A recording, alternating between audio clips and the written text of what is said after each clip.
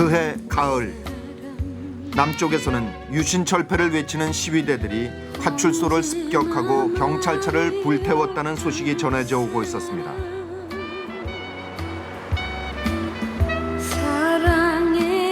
그러나 서민들의 일상은 변함없이 계속되고 있었습니다.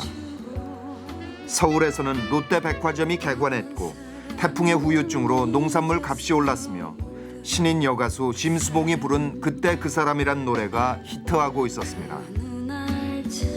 심수봉은 이날 궁정동의 어느 은밀한 저택에 불려가 역시 이 노래를 부르고 있었습니다. 그리고 7시 45분.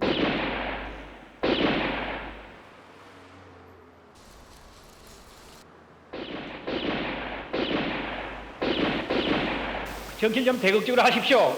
그러면서 옆에 있는 김경호 실장 바로 딱 붙어 있었습니다. 여기 촌 덩어리로 이렇게 이 팔을 툭 치면서 가가 좀 똑똑히 모시쇼. 이러고는 그냥 이 손에 가가지고 이 버러지 같은 친구하고 이러고 그냥 사실 보고 쏘고 대통령하고 쏘고 그랬습니다. 현직 중앙정보부장이 현직 대통령을 권총으로 저격한 것입니다. 18년간 지속된 박정희 정권의 마지막이었습니다.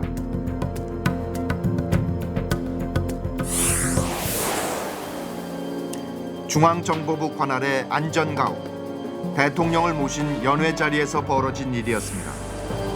대통령, 중앙정보부장, 비서실장, 경호실장 등 6사람의 참석자 가운데 대통령과 함께 목숨을 잃은 것은 한 사람, 바로 대통령의 경호 책임자 차지철이었습니다.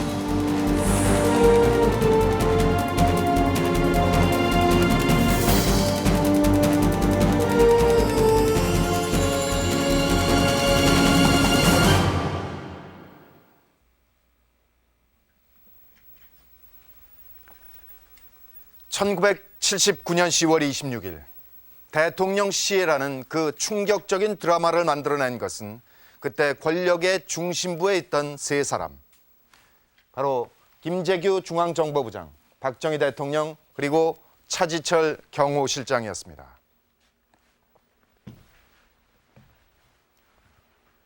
종로구 궁정동 50번지, 박정희 대통령 최후의 연회가 열렸던 그 방은 바로 이런 모습이었습니다. 박정희 대통령이 저곳에, 차지철, 김재규, 김계원 이렇게 앉아 있었습니다. 이 자리에서 김재규는 차지철을 향해서 이 버러지 같은 놈, 이렇게 원색적인 감정을 드러내며 총을 쏘았습니다. 김재규가 이 일을 하는데 차지철이 어느 정도 원인을 제공했다는 것을 보여주는 대목입니다. 유신 정권의 강력한 수호자였으나 결과적으로 그는 유신 정권의 종말을 촉진시킨 사람이 됐습니다.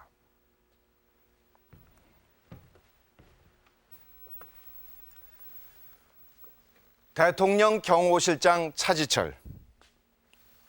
그는 한 시대를 만들어간 주체 세력의 한 사람이면서 동시에 그 시대가 낳은 가장 기형적인 권력자였습니다. 그 시대의 가해자이면서 동시에 그 자신이 희생자였습니다. 그는 바로 박정희 정권의 본질을 드러내는 또 하나의 거울인 셈입니다. 군 수사기관은 사건 발생 6시간 후인 10월 27일 새벽 2시 사건 현장인 궁정동 소재 중앙정보부 식당에 긴급 수사반을 급파하여 12.6 사태의 진상조사에 들어갔다. 빗자욱이 엉켜있는 그대로 사건 당일의 처절한 참상은 실로 비극 그대로였다. 주방에서는 박흥주, 이기주, 사건이 일어난 이튿날 아침, 현장을 접수한 것은 전두환 소장이 이끄는 국군보안사령부였습니다. 그때까지 궁정동 안가 연회장 주변에는 청와대 경호실 소속 경호원들의 주검이 그대로 방치돼 있었습니다.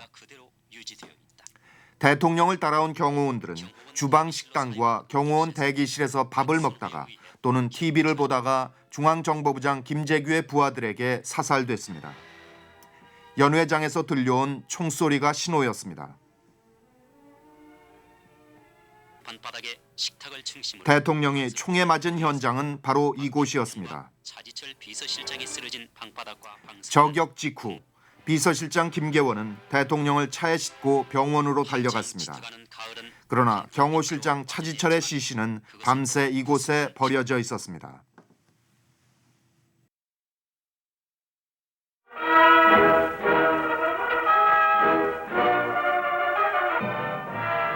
박정희 대통령 시해 사건의 첫 공판이 육군본부 계엄보통군법회의 법정에서 열렸습니다.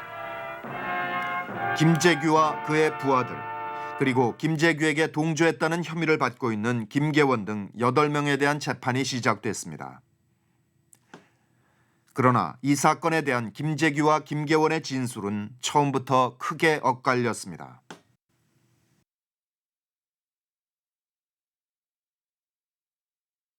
근본 10월 26일 혁명은 이 나라의 건국 기념이고 또한 국시이고 6.25를 통해서 전 국민이 순환을 겪고 수없이 많은 사람들이 생명을 바치고 지켜온 자유민주주의를 회복하기 위해서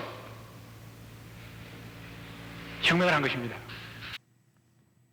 화제가 다른 데로 돌아갔다 해도 다시 정치 문제로 돌아오곤 했는데 그러면 김재규 피고인이 어려운 위치로 궁지로 몰리는 상태였습니다.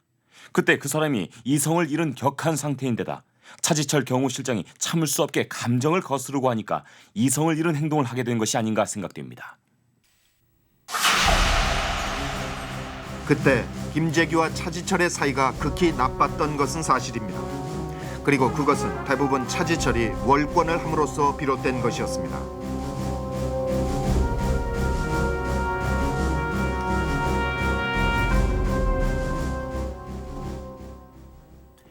정치 문제는 중정에서 전적으로 관계하는 일입니다. 그런데 차 실장이 관계하기 때문에 김재규 피고인으로서는 대단히 못마땅하게 생각되었을 것이며 자기 직권에 대한 침해를 당했다고 느꼈을 겁니다. 그로 인해서 차 실장에 대해서 상당히 감정이 좋지 않은 상태였다고 느꼈습니다. 청와대 경호실은 대통령의 안전을 지킨다는 지극히 단순하고도 명백한 임무를 수행하기 위해 설치된 기관입니다. 그 임무만을 충실히 수행할 때 경호실장의 자리는 권력과는 거리가 멀 수밖에 없습니다. 그러나 차지철의 경우는 달랐습니다. 그 자신이 권력 그 자체였던 것입니다. 경호실장이 이제 제일 이제 힘이 있다 이겁니다. 그럼 그때 이제 뭐 세간에 이제 얘기는 저기 뭐 부통령이다 막 이런 말도 막 나올 정도로 되게 뭐 자리를 얻으려고 하는 사람들이 전부 차 실장한테 다 교제를 하고 그쪽으로 다 기울여지고 이러죠. 경호실장이 장관급이에요. 근데 사실 행세는 장관 이상의 행세를 했지. 그렇게 하고 차장은 차관급이라고. 근데 그게 문제가 아니고 이 사람이 무소불위로 대통령의 이름을 팔아서 하는데 누가 그걸 감히 막겠어. 74년 8월 22일 차지철은 3공화국 들어 세 번째 경호실장으로 임명됩니다. 그러나 차지철의 경호실은 대통령의 안전만을 책임지는 자리가 아니었습니다. 경호실이 국회와 행정부 그리고 군의 인사 문제를 좌우했고 야당을 대상으로 한 정치 공작을 해왔으며 78년부터는 국정에 깊숙이 개입하고 있었습니다. 경호실장이 임명될 때 언론은 그를 박정희 대통령의 최측근, 친위 중의 친위로 분류했습니다. 차지철은 경호실장에 부임한 다음 그의 방벽에 표를 하나 내걸었습니다. 각하를 지키는 것이 나라를 지키는 것이다. 이것이 곧 그의 대통령관이자 경호 자세였던 것입니다. 각하를 지키기 위해서라는 명분. 그 명분 아래 차지철은 자신의 역할과 권한을 끝없이 확장해 나갔습니다.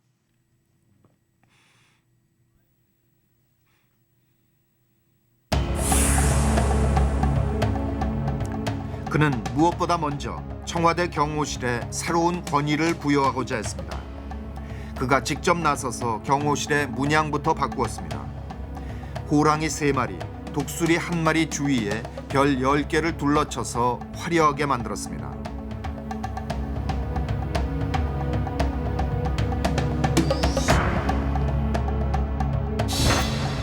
경호실 소속 병력의 군복 또한 독일의 SS 친위대를 본떠서 특별히 만들었습니다.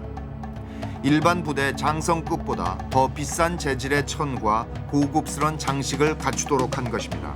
위관 장교가 입고 있던 옷이 적어도 장군들이 입고 있는 정도의 것과 뭐 유사한 내지는 좀 더 낫지 않았을까 할 정도로 화려하게 병사들을 입혔죠. 그래서 근데 중요한 거 보면 그렇게 하다 보면 고려시대 사병화가 그게 먼 얘기가 아니죠.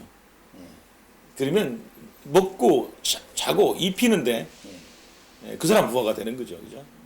그런 요소가 분명히 있는 겁니다. 법령을 고쳐 경호실장 자리를 스스로 장관급으로 격상시켰습니다.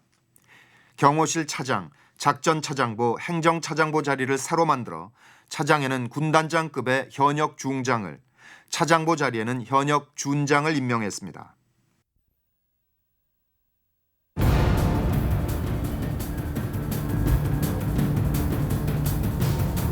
군 장성들만 휘하에 거느린 것이 아니었습니다.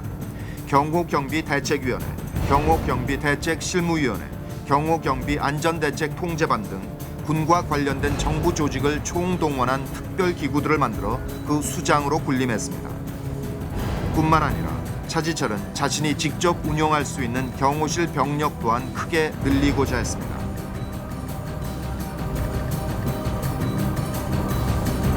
차지철이한테 너무 권한을 많이 준 게 틀림없어요. 그건 이제 무엇까지 요구했느냐면 차지철이는 경호실 안에다 갖다가 경호실 밑에 실장 밑에 일개 사단을 가지고 하려고 그런 게예요. 이게 사단을 유인군 사령관한테도 요구하고 육군 참모총장한테도 그걸 요구했어요. 그것도 말도 안 되는 게 이제 거기다 갖다 근데 이제 유인군 사령관하고 증상하자면 일치해버렸죠. 사단 병력에는 못 미치지만 그때 경호실 병력은 크게 늘어났습니다. 30경비단과 4개 대대 정도가 경호실로 배속됐고 탱크, 장갑차, 헬기 등 일반 전투부대나 있음직한 중화기까지 갖추었습니다. 그건 필요하면 군에 요청을 해서 나와가지고 지원을 받는 이런 식이 돼야 되거든. 근데 경복궁 그 안에 그런 장비들이 잔뜩 들어있더라고.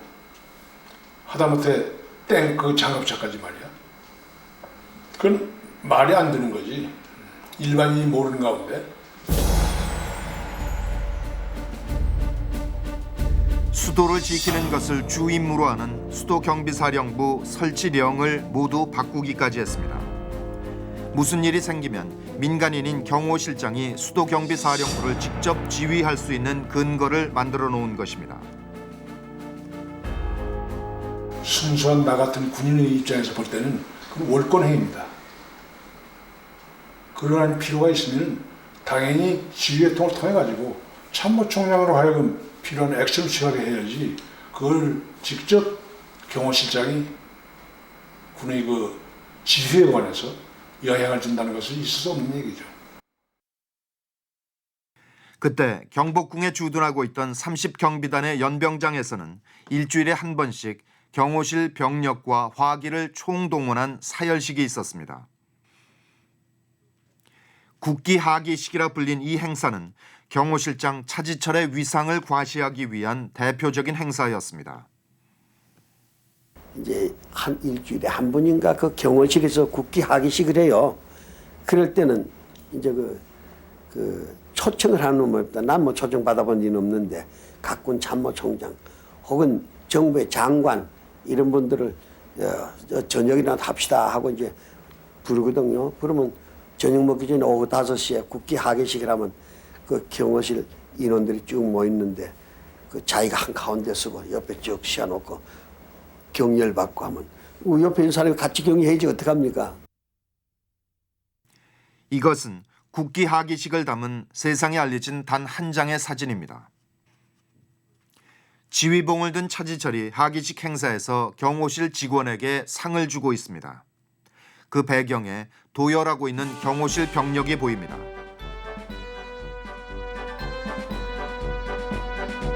청와대 경호실의 국기 하기식은 국군의 날 사열식을 줄여서 모방한 것이라고 전해집니다. 국군의 날 행사처럼 차지철은 자신의 국기 하기식 행사에도 국회, 정부, 군, 학계와 언론계 인사들을 즐겨 초대했습니다. 그는 최고 통치자가 군대를 사열하는 그 위용을 재현하고 싶었던 것입니다.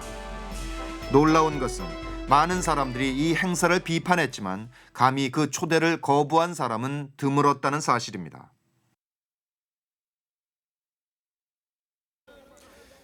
이곳 경회로는 조선시대 최고의 연회장이었습니다.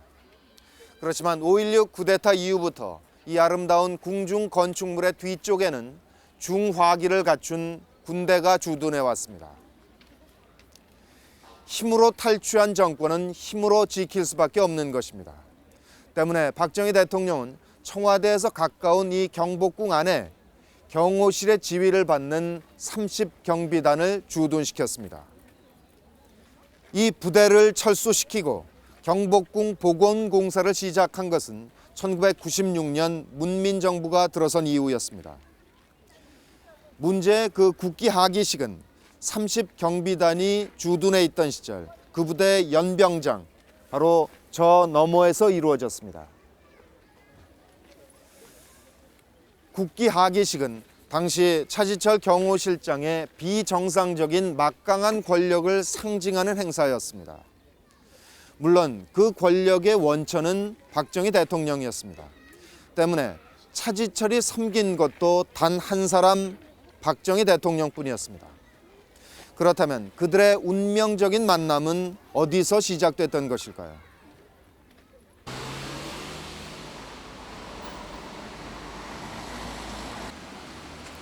학창 시절 차지철은 자신을 과시하는 것과는 거리가 먼 학생이었습니다. 남의 눈에 잘 띄지 않는 말없고 조용한 성격으로 친구도 별로 없었습니다. 당시 차지철에게 있어 거의 유일한 친구였던 허봉은 그 시절의 차지철을 이렇게 기억합니다. 나하고 친구인데 예, 친구 시간에도 어떤 때는 저 말다툼도 하고 싸우고 그러잖아요. 예. 그런데 그런 일이 없었어요. 워낙 그 애가 내성적이고 그때는 예.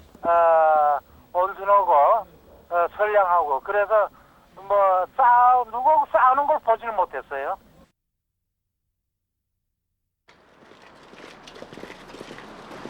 차지철의 성격과 운명을 바꿔놓은 것은 바로 5.16이었습니다. 그때 차지철은 공수단 대위 신분이었습니다. 그는 공수 제1특전단의 상관들과 함께 쿠데타에 가담했고 쿠데타 군의 맨 앞에 서서 한강 다리를 건넜습니다. 5.16 당일 그의 상관인 박치옥 대령은 그를 박정희 소장의 경호장교로 붙여주었습니다. 평생을 이어갈 질긴 인연은 바로 그 순간에 시작되었던 것입니다. 시청 앞 광장에서의 이 모습은 후일 역사의 한 장면이 되었습니다. 처음 만나는 순간부터 차지철은 박정희에게 매혹되었습니다. 박정희는 그에게 아버지였으며 교사였고 또한 교주였습니다. 한철이는 박정희 신봉자 아닙니까? 예. 박정희 교조? 조경 하여튼 박정희 신봉자예요. 박정희 장군은 자기가 숭배하는 사람이다. 존경하는 사람이다. 왜냐하면은 그 자기가 청렴결백하니까 역시 청렴결백한 사람을 좋아할 거 아닙니까? 예. 그러면서 박정희 장군은 청렴결백하다.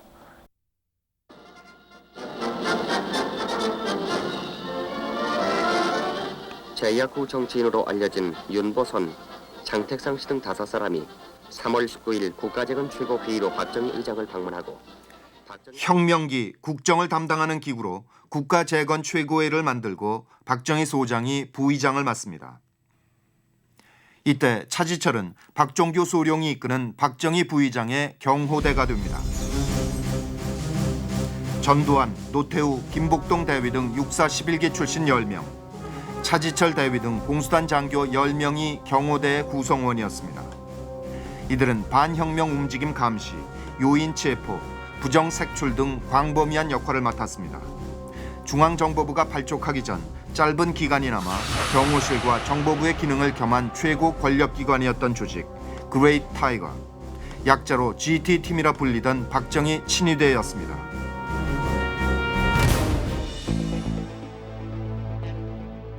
혁명 주체 세력이 국가재건 최고의 의장과 내각 수반을 맡겨 얼굴로 내세웠던 장도영 중장까지 마침내 반혁명 음모로 제거됩니다. 장도영 중장 이하 44명이 무더기로 체포된 사건이었습니다.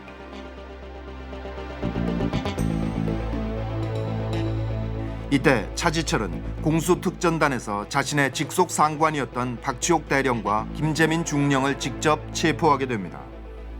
기존의 질서를 모두 무너뜨린 뒤에야 쿠데타는 명백한 성공을 하게 된 것입니다. 그것은 차지철에게도 이전과는 전혀 다른 새로운 인생이 시작되는 순간이었을 것입니다.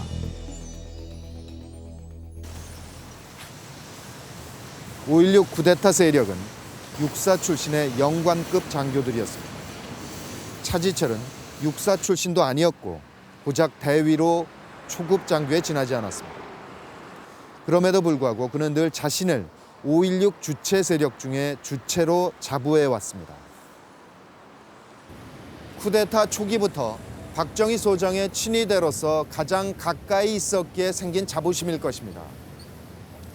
여기 광화문 동아일보 건너편이 바로 당시 박정희의 친위대인 GT팀의 사무실이 있던 곳입니다.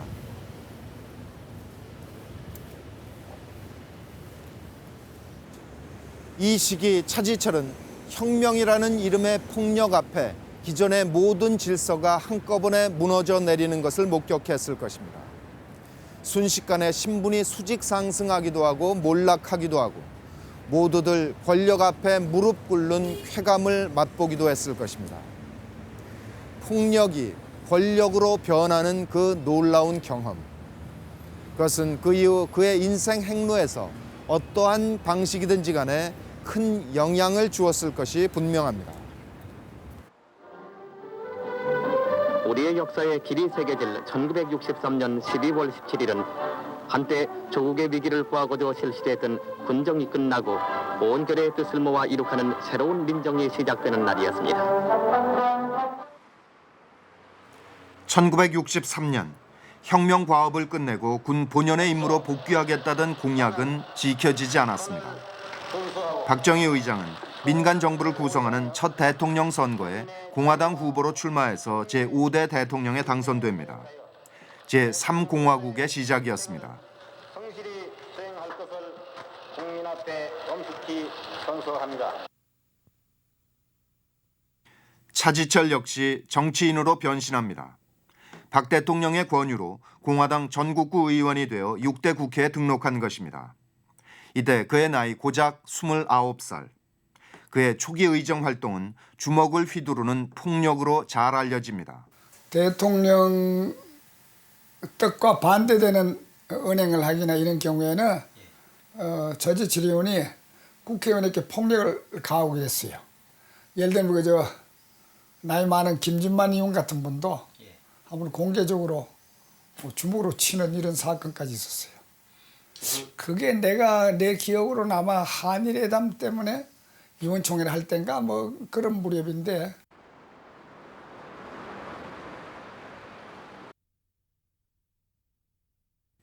제7대 국회부터 차지철은 지역구로 출마해서 당선됩니다.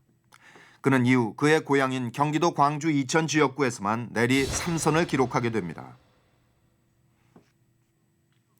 뿐만 아니라 그는 69년부터 최연소라는 기록을 세우며 외무위원회, 내무위원회 위원장을 맡습니다. 시정연설을 들은 국회 본회의는 이어서 임기 만료된 박정희 대통령의 절대적인 신임이 없었다면 그 모든 일은 불가능했을 것입니다. 신임 인사를 드렸습니다.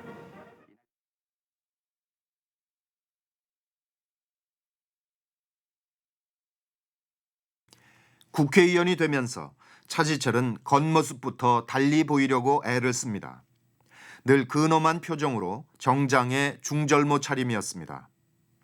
그에게 주어진 직위에 걸맞는 권위를 갖추고자 했던 것입니다. 그러나 어쩔 수 없이 그 권위는 대통령으로부터 빌려온 것일 수밖에 없었습니다.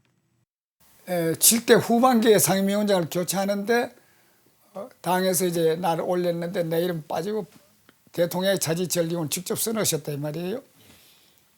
그런데 그거는 반응이고 뭐 할 거 없어요. 그건 대통령이 직접 써놓은 거니까. 그리고 또 차지철 의원은 대통령 직계다 하는 건 모두가 다 아니까. 다만 이건 좀 너무하다. 아무리 대통령이 직계를 갖다 놓는다고 하더라도 이건 좀 외무위원장이 갖다 놓는 건 이건 좀 격에 맞지 않다. 이건 적재적소가 아니다. 모두 다 그래 생각했지만 모두 뭐 어떤 인사 문제 말을 합니까? 모두 뭐 그대로 지나간 거죠.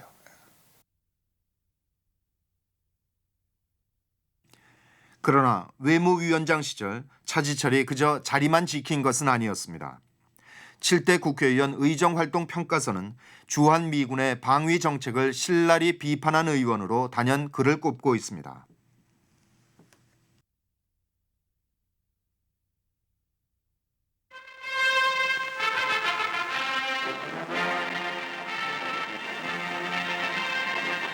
평화의 십자군 맹호부대 장병을 월남으로 보내는 거적적인 환송식이 10월 12일 박정희 대통령 내분을 비롯한 선부 요인과 주한 외교사절 그는 월남 파병을 반대했고 반미적이라 할 만큼 노골적으로 미국의 대한 정책을 비판했습니다. 65년 파병이 시작됐지만 그의 기세는 수그러들지 않았습니다.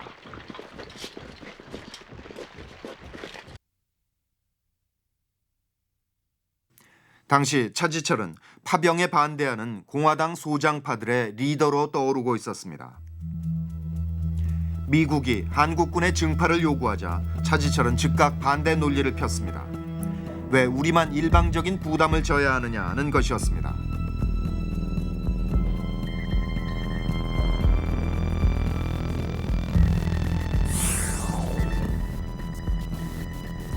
만일 한국군을 파병한다면 우리는 안보 위험을 감수해야 한다. 그러니 파병하는 조건으로 한미 상호 방위 조약을 개정해야 한다고 주장하기도 했습니다.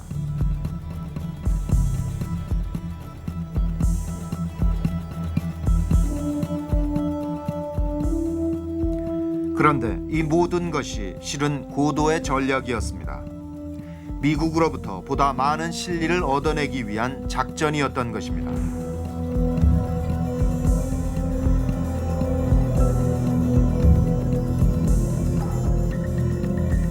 박정희 대통령하고 의논을 했죠. 이게 우리 국회에서 좀 반대하는 세력이 있어야 내가 미국과 협상을 하는데 뭐 좀 덕을 보겠는데 이렇게 야당까지는 갑자기 지지한 방향으로 돌아섰으니 말이죠. 아주 그 미국과 이제 협상을 하는데 이빨이 미치질 않는다고 그 무슨 길이 없겠습니까? 월남 파병을 반대하는 것은 꼭 야당이 해야만 한다는 이유가 없다고. 여당도 반대할 수가 있는 거 아닙니까 말이죠. 그랬더니 여론이 알아들으셨어요. 그게 무슨 얘기인지 알겠다고. 그러면 내가 누구한테 부탁을 해보겠다고. 그러고 부탁한 사람이 누구냐 하면 차지철입니다. 그래서 차지철이가 그때부터 야당에서 월남 파병 반대 기수로 나옵니다.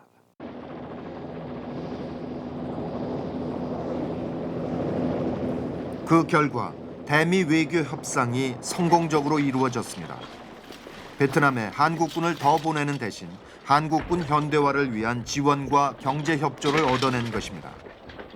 이를 거치며 차지철은 국회 안에 박정희 대통령의 친위대로서 더욱 확고한 지위를 누리게 됐습니다.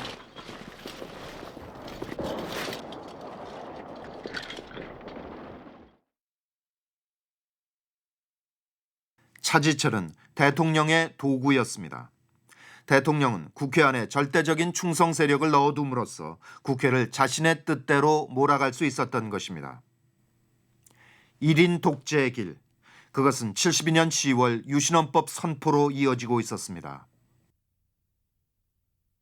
유신헌법은 계엄령 아래에서 모든 찬반 논의가 봉쇄된 채 국민투표로 가결됐습니다. 이 법은 초헌법적인 권한을 대통령에게 집중시킴으로써 사실상 영구 집권의 길을 열어놓은 것이었습니다. 12월 23일 대통령 선출을 위한 간접 선거인단 통일주체국민회의 대의원 2,359명이 이곳 관중석을 가득 메웠습니다. 대통령 후보는 물론 박정희 후보 한 사람이었습니다.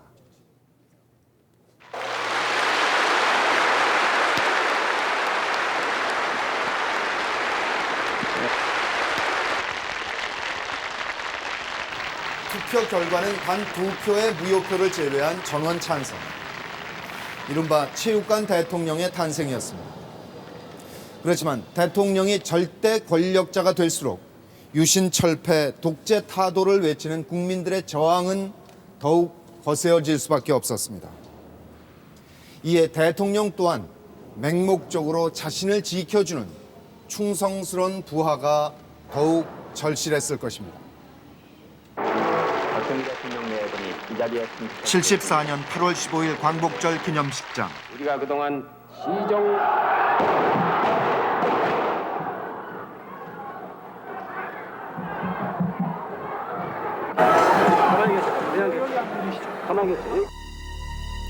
대통령을 저격하려 한 총알이 영부인 유경수를 쓰러뜨렸습니다. 저격범 문서강은 잡혔지만 영부인은 다시 돌아올 수 없는 길을 떠났습니다.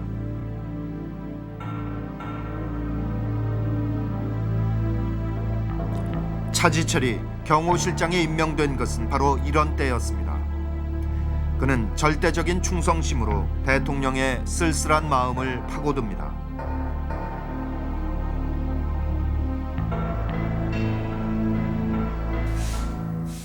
경호실장 머리에는 대통령에 대한 생각밖에 없다. 또 그것이 저분이 할 일이다 하는 그런 감정은 언제든지 읽을 수가 있었고요. 또 그분이 항상 조찬 기도회 같은 걸 열어서 우리나라 유수의 그 목사님들이나 이런 분들을 초청해서 나라의 안위와 대통령을 위한 기도회를 가지셨다. 그 정도는 저희들이 보아서 아는 겁니다.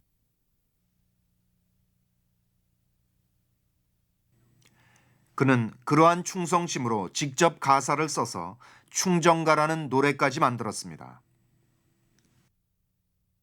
전체적인 내용은 하여튼 5.16 혁명의 타당성, 그다음에 그것으로 저희 우리 앞에 우뚝 솟은 영도자인 대통령, 또 그분의 안위를 지켜달라는 그런 바람과 저희들의 충성을 담은 노래고, 그 노래는 행진가아니나 그다음에 모든 모임에 있어서 국가 다음에 애국가 다음에 항상 불러보냈죠. 근데 그 톤이 상당히 단조 비슷해서 사람을 진정시키고 정말 충성심에 불타는 그런 마음을 이끌어낼 수 있을 정도로 애절한 노래였습니다. 아마 그렇게 부를 겁니다. 5.16 넓은 광장에 이런 식으로 시작할 겁니다. 이뭉환이 기억하는 이 노래. 그는 그것이 대통령 개인을 국가적 인격으로 만드는 작업이었다고 회상합니다.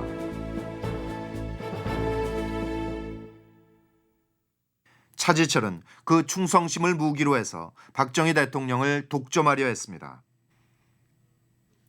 경호실을 통하지 않고서는 대통령에게 접근할 수 없는 구조를 만들었던 것입니다.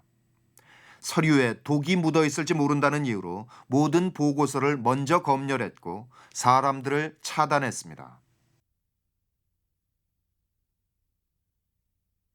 차지철 의원이 경호실장 돼가지고는 모든 권력이 청와대 경호실로 다 갔습니다. 그래서 장관이든 이래 되면 국회의원이 이제 공화당 국회의원이든 차지철 의원을 한번 면담한다는 것은 박정희 대통령이 면담과 같이 어려웠고, 또 그렇게 환경을 만들어서 그런 위세를 그 차지철 시장이 부린 거죠.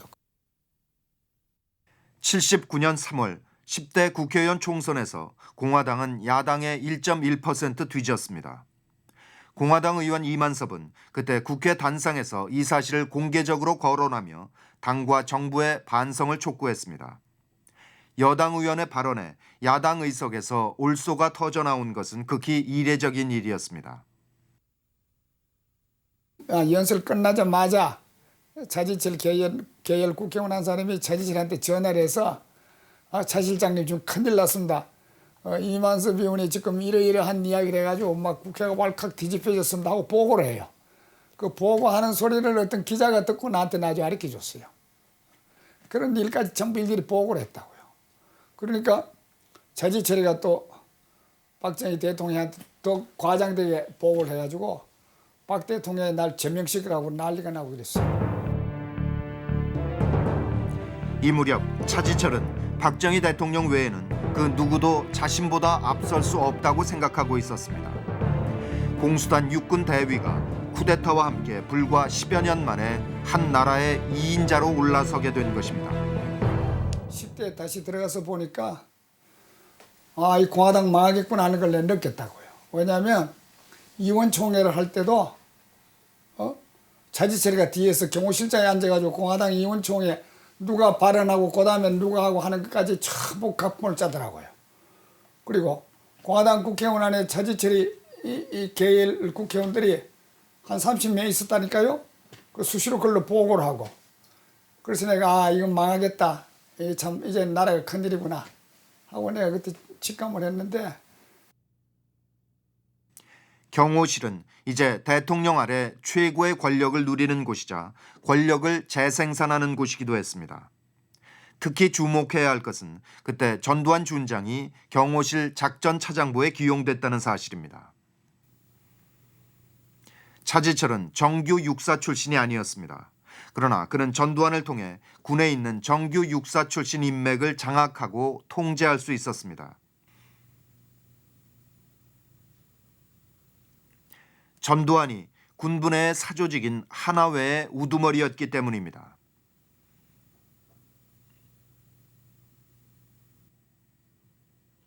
전두환은 또 실권자인 차지철의 힘을 활용해서 하나회 회원들을 청와대 주변에 끌어놓아 자신의 세력을 키워갈 수 있었습니다. 따라서 경호실은 그 자체가 군의 정치사관학교 역할을 했던 것입니다. 때문에 하나회 출신의 많은 장성들이 경호실을 거쳐간 것은 당연한 일일 수밖에 없습니다.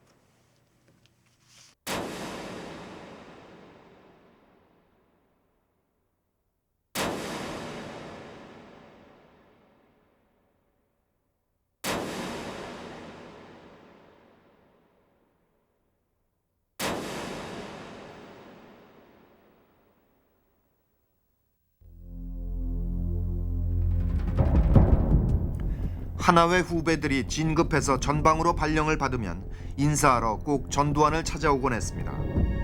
전두환은 그 후배들을 반드시 차지철에게 소개시켰습니다. 그때마다 차지철은 금일봉과 함께 자신의 이름이 새겨진 지휘봉을 선물했습니다.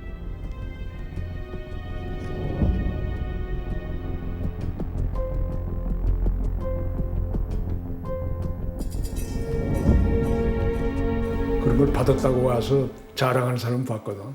그러니까 그런 것도 사실 지휘교통을 물러나게 하는 거예요.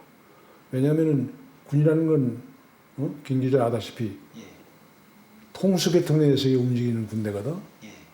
근데 이걸 통수계통이 아닌 사람이 그 개입을 하게 되면 안 돼. 하기식 때 차이철 경호실장이 육군 참모총장에게 대통령 경호실 지휘봉을 수여하는 것을 보고 계급이 낮았지만 참 뭔가 잘못됐다 하는 생각은 가질 수가 있었습니다.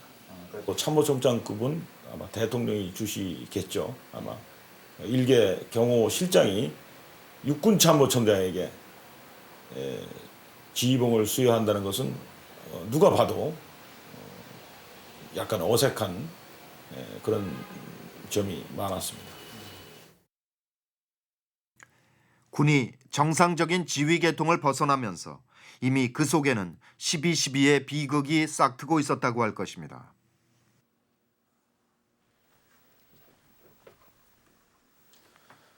경호실장이 공식적인 통수체계 밖에서 이런 지휘봉을 남발했다는 것은 은밀하게 그리고 사적으로 군을 장악하고자 했다는 의심을 받을 수밖에 없었습니다. 그렇다면 차지철은 왜 굳이 그렇게까지 해야만 했던 것일까요?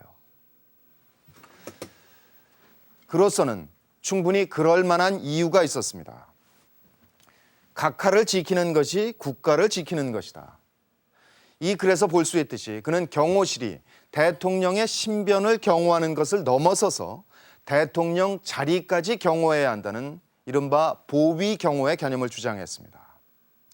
대통령의 자리를 지켜야 하는 만큼 정치 공작도 해야 하고 또 군부도 장악해야 하는 것입니다. 그것이 대통령에 대한 지극한 충성심의 발로였다고 그것만은 높이 평가하는 이들도 있었습니다. 그렇지만 충성이란 과연 어떤 것일까요?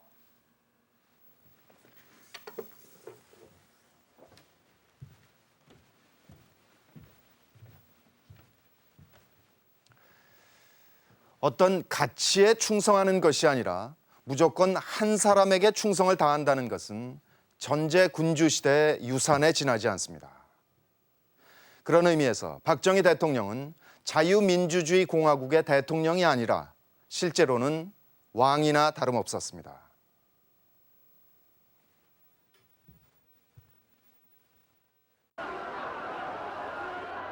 (1979년은) 전국이 소용돌이치는 격변의 한 해였습니다. 5월 30일 새 당수를 뽑는 신민당 전당대회는 그 전국을 가늠할 태풍의 눈이 되고 있었습니다. 박정희 대통령으로서는 유신체제의 정면 대결을 선언한 김영삼이 총재에 당선되는 것을 어떻게든 막아야 했습니다. 이 전당대회는 중앙정보부장 김재규와 경호실장 차지철의 암투가 불꽃을 튀기는 현장이기도 했습니다.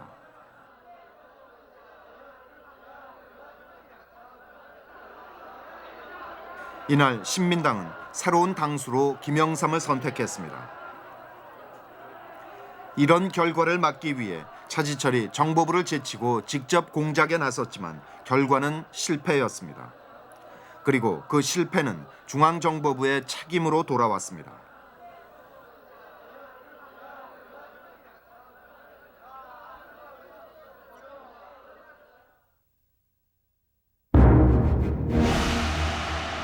김재규와 차지철의 갈등은 심각한 양상이었습니다. 차지철의 견제로 김재규의 입지가 자꾸 좁아졌기 때문입니다. 그때 보안사령관이던 전두환은 이 두 사람의 사이를 놓고 우군 싸움이 김일성과의 싸움보다 더 심하다고 평가했을 정도입니다. 이제 차지철 경호실장은 모든 걸 강경하게 나가려고 그러고 김정일 부장은 뭔가 그래도 온건하게 합리적으로 풀어나가려고 그러고 그러니까 자꾸 마찰이 생기는 거예요. 그런데 대통령은 차지철한테 더 힘을 실어주니까 차지철 말에 더 귀를 기울이니까 그러니까 굉장히 고민을 하고 있더라고요. 대통령께서는 차지철이 잘한다.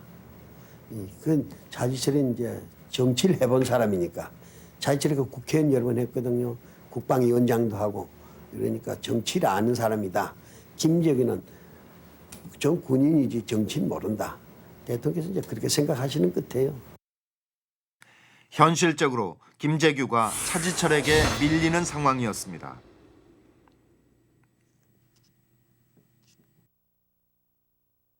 김영삼 총재가 유신헌법의 정통성을 부인하고 공화당 정권의 퇴진을 요구하면서 대립은 점점 더 날카로워져 가기 시작했습니다. 9월 6일 뉴욕타임스와의 기자회견이 또 하나의 불씨가 됐습니다. 김영삼은 미국 정부에게 박 정권에 대한 지지를 철회하라고 요구했던 것입니다.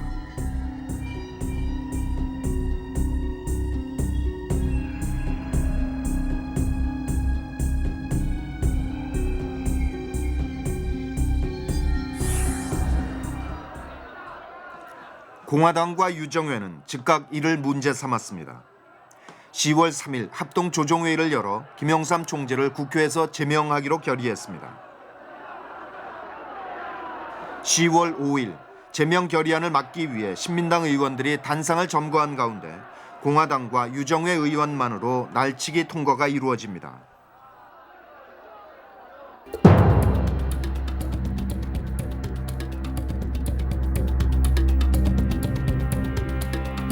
(10월 13일) 김영삼 총재 의원직 제명에 반발해 신민당 의원 66명 전원, 통일당 의원 3명이 의원직 사퇴서를 제출합니다.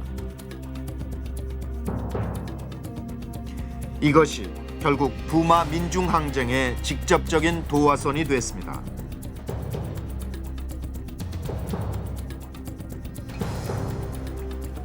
YH 사건 끝나고 야당 총재 김영삼 총재를 제명하는 일이 하는 일이 있었는데, 기자회견 관련돼 가지고 맞아. 외신 기자회견 관련해서 제명을 하는데 그것도 차지철이가 고집을 부려가지고 제명을 하게 되는 거예요. 근데 이 김재규 부장 그걸 안 하려고 애를 많이 썼어요. 근데 차 실장이 차지철 실장이 우겨가지고 그걸 제명을 하게 되는데, 근데 그때 신라 호텔에서 회의한 건 사실이고 또 신라 호텔에서 옹문한 사람들도 있었지만은 차지철이가 와서 그 방향으로 몰고 갔다 하는 이야기를 다 들었어요. 10월 17일은 유신 7주년이 되는 날이었습니다. 청와대 영빈관에서는 이날 자축 파티가 열립니다. 그 전날 부산에 내려갔던 내무부 장관이 부산 사태는 진압됐다고 보고했기 때문에 의원들은 노래 자랑을 하며 파티를 즐깁니다. 밤 11시가 넘어서야 정부는 비로소 사태의 심각성을 깨닫고 부산 지역의 비상계엄을, 마산 지역의 위수령을 선포합니다. 청와대에서 파티가 무르익고 있던 그 시간, 부산에서는 시민들이 정권 타도를 외치며 경찰 차량을 불태우고 있었습니다. 성난 군중들이 관공서와 언론사에 들어가 기물을 부수고 있었습니다. 그러나 이런 부마 사태를 바라보는 시각도 차지철과 김재규는 전혀 달랐습니다.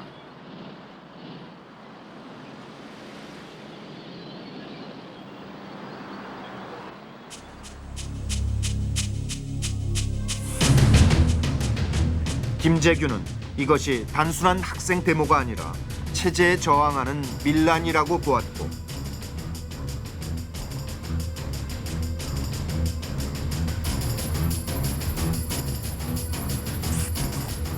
차지철은 그 주체가 무엇이든 캄보디아처럼 200~300만 명만 죽이면 조용해질 것이라 확신했습니다.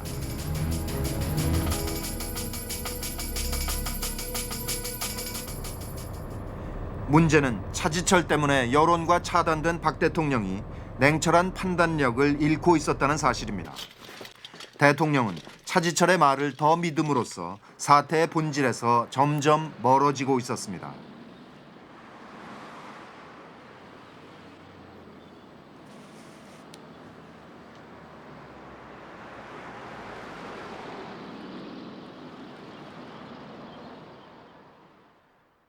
이 말씀은 바깥에 안 나갔으면 좋겠습니다. 각하 말씀은 이제부터 사태가 더 악화되면 내가 직접 쏘라고 발표 명령을 하겠다, 이렇게 말씀을 하십니다. 그러면서 자유당 말에는 최인규라는 사람과 곽영규라는 사람이 발표 명령을 했기 때문에 총살이 됐지, 대통령이 내가 명령하는데 누가 난 총살하겠느냐, 이렇게 말씀하셨습니다. 그리고 마침내 10월 26일이 왔습니다.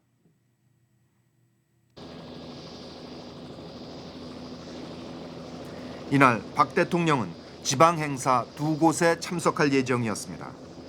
충남 삽교천 방조제 준공 행사와 KBS 당진 송신소 개소식이 그것입니다.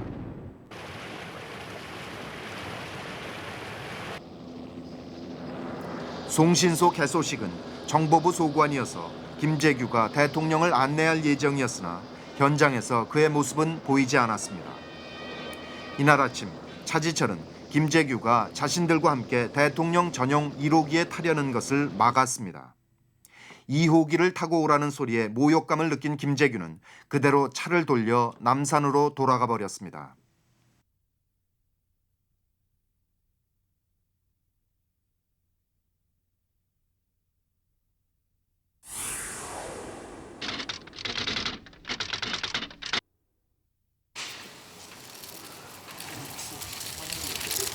궁정동 연회는 김재규를 달래기 위해 김계원이 제의한 것이었습니다.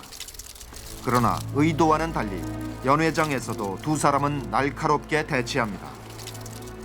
그날의 화제는 66명이 사퇴서를 낸 신민당의 분위기였습니다. 김재규는 주류의 협조 없이 정운갑 대행 체제 출범이 어렵다고 말했지만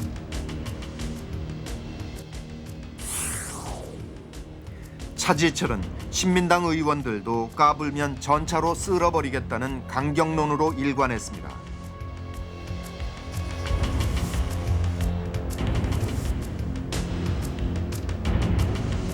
그날 밤 김재규는 대통령에게 유난히 심한 꾸지람을 들었고 대통령은 사사건건 차지철의 편만 들었습니다.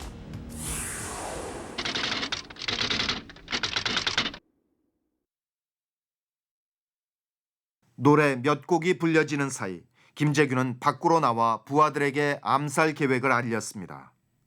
그리고 7시 45분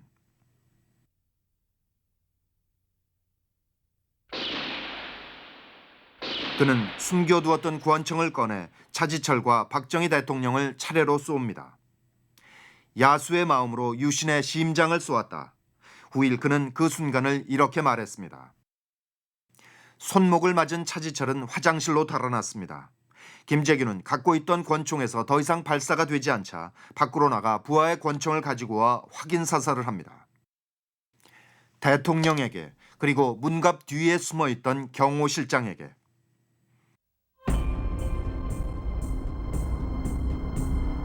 차지철은 74년 문세광 저격 사건 후에 동서양의 암살 사건을 분석 연구한 암살사란 책을 낸 바 있습니다. 이 책에서 그는 측근에 의한 암살을 가장 경계해야 한다는 것을 강조하고 그 첫 장을 브루터스에 의해 살해된 시저의 사례에 할애하고 있습니다. 그러나 그는 그 자신이 그런 죽음을 맞을 줄은 예상하지 못했습니다.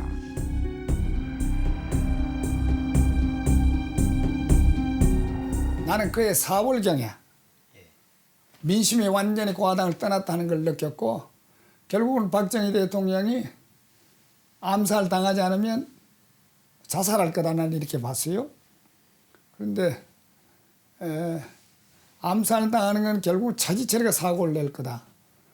차지철이 저 친구가 결국 야심이 있어서 박 대통령을 거시하고 자기가 정권을 잡으려고 하지 않을까 하고 나는 사실 걱정을 한 사람이에요. 죽고 난 뒤 차지철은 비로소 가혹한 비판을 받습니다. 정부는 그의 시신을 국립묘지에 안장한다고 발표했다가 취소했습니다. 갈 곳 없는 그의 시신을 받아준 곳은 노모가 다니던 교회였습니다.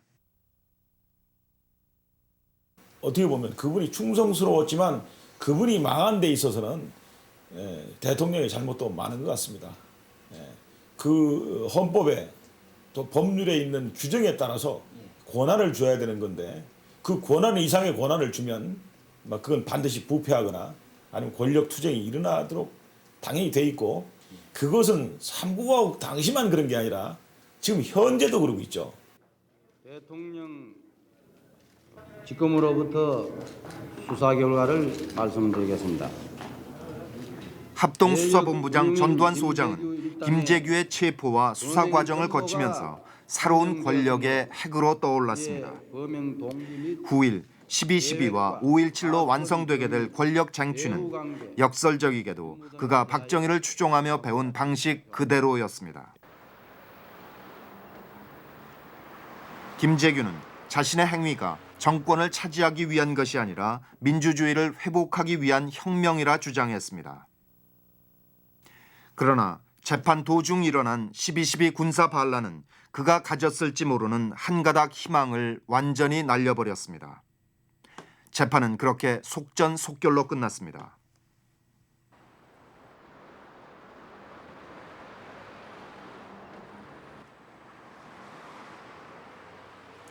대통령 박정희, 경호실장 차지철, 중앙정보부장 김재규. 이제는 세 사람 모두가 고인이 됐습니다. 유신 정권의 폭압적인 권력은 그들 모두에게 비극적인 죽음을 안겨주었습니다. 우리가 그들을 기억하는 것은 그들이 선택한 삶이 그들의 죽음만으로 끝나지 않기 때문입니다. 삶의 방식을 선택하는 것은 역사를 선택하는 일입니다. 그리고 그들이 선택한 역사가 아직도 우리들의 삶에 영향을 주고 있기 때문입니다.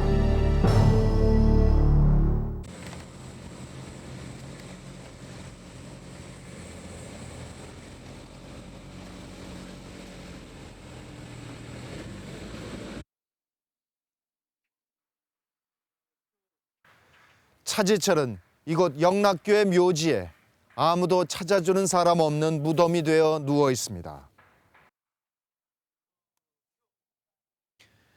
각하를 지키는 것이 국가를 지키는 것이라는 신념을 가지고 있었던 차지철. 그렇지만 그는 각하도 국가도 지키지 못했습니다. 심지어 자기 자신의 생명까지도 지켜내지 못했습니다. 그런데 어떻게 보면 차지철 또한 그 권력의 희생자라고 말할 수 있을 것입니다. 경호실이란 기구를 그렇게 파행으로 몰고 간 것은 바로 스스로 정당성을 갖지 못한 그 권력 자체였기 때문입니다. 차지철이 확대했던 경호실의 외형은 12.6 이후에 원래대로 축소됐습니다. 각종 위원회는 폐지되고 보직은 없어졌으며 직급은 낮춰졌습니다. 그러나 이렇게 축소되었던 경호실의 기구가 같은 해 12.12 군사 반란 이후에 전두환 체제가 들어서면서 다시 강화된다는 사실은 위에 말씀드린 맥락에서 의미심장하다 하지 않을 수 없습니다. 어느 시대이고 간에 경호실은 그 정권의 얼굴을 비추는 거울이기 때문입니다.